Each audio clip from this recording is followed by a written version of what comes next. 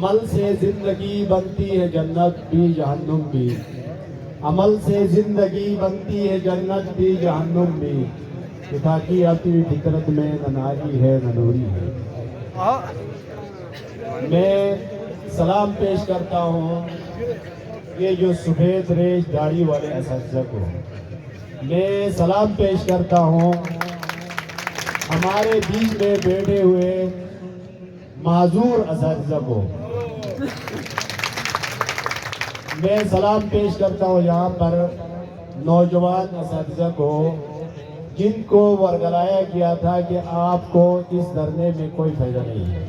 لیکن انہوں نے آگے اپنے بڑوں سے ملاقات کر کے اپنے کنسپٹ کو، نظریے کو کلیئر کر کے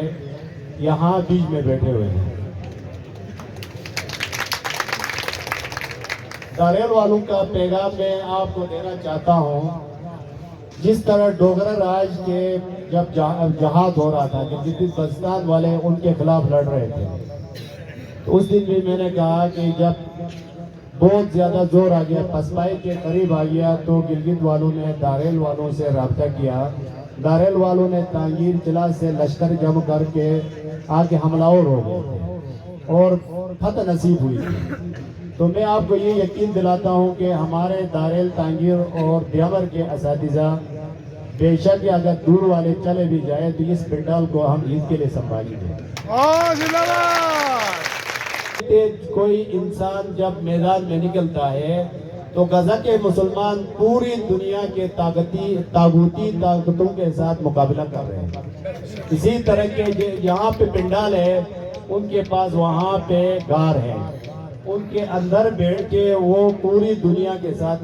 مقابلہ کر رہے ہیں۔ وہ اس وجہ سے کر رہے ہیں کہ ان کے پاس نظریہ ہے۔ اسی طرح ہمارے پاس بھی نظریہ ہے کہ اپنے غیر پیسوں والے اور غریب جس کے باپ نے ایک اپنے بچے کو 16 سالہ تعلیم دلایا ہے،